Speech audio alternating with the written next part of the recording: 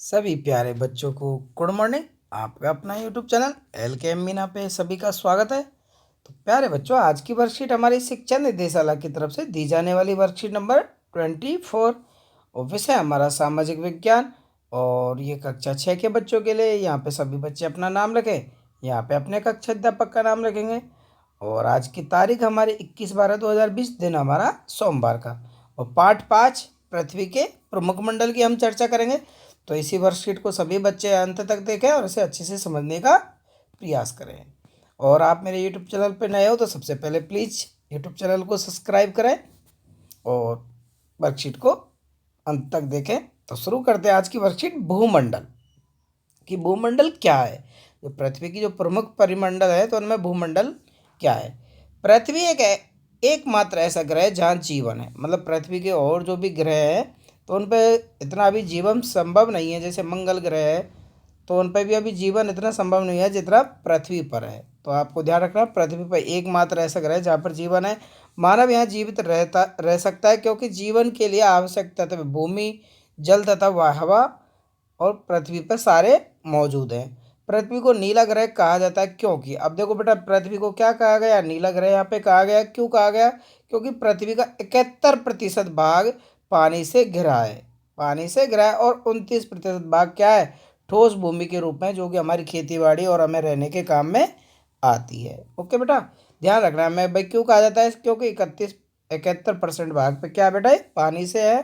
और 29 भाग इसका क्या है, ठोस पृथ्वी के रूप में, जिसमें पहाड़ और हम वगैरह सब रहते हैं, मानव आदमी। पृथ्वी का ठोस भाग जिस पर हम रहते हैं उसे भूमंडल या लिथोस्फीयर कहा जाता है। पृथ्वी का ठोस भाग जिस पर हम रहते हैं उसे भूमंडल या लिथोस्फीयर कहते हैं इंग्लिश में, ठीक है। इसमें पृथ्वी की चट्टानें, मिट्टी की पतली परतें, भूपटल शामिल होते हैं। इन सब में क्या आता है भाई, जो पृथ्वी की चट्टानें वो सब आते हैं। तो देखो यहाँ पे एक अच्छे से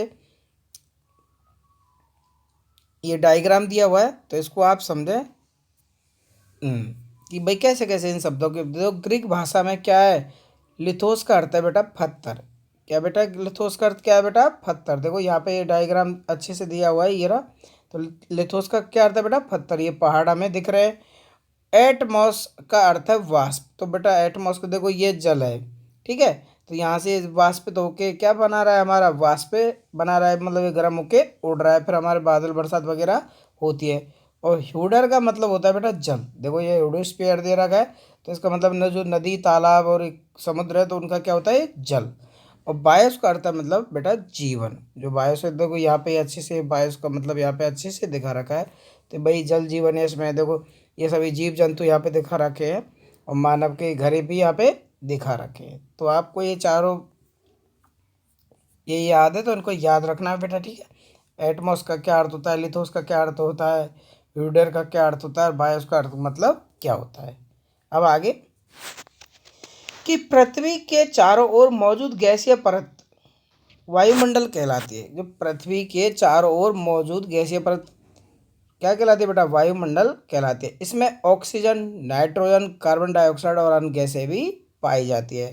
तो आपको पता ही होगा, ऑक्सीजन 21% पाई जाती है, नाइट्रोजन 78% पाई जाती है। तो ये चीज़ हमें ध्यान रखनी है, आपको पिछली वर्कशीटों में पढ़ा दिया गया था, ठीक है।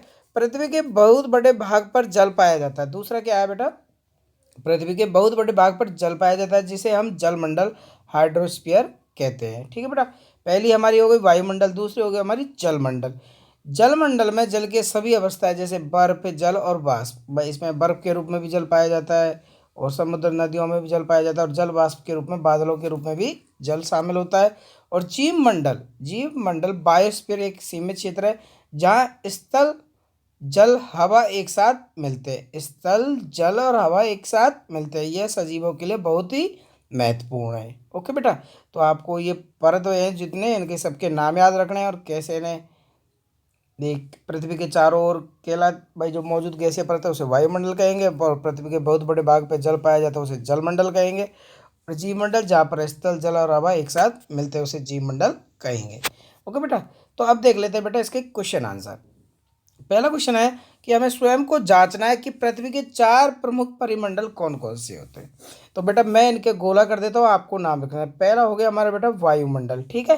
दूसरा हमारा हो गया जल मंडल, तीसरा हमारा हो गया बेटा जीव मंडल, और चौथा हो जाएगा बेटा हमारा स्थल मंडल। क्या हो जाएगा बेटा?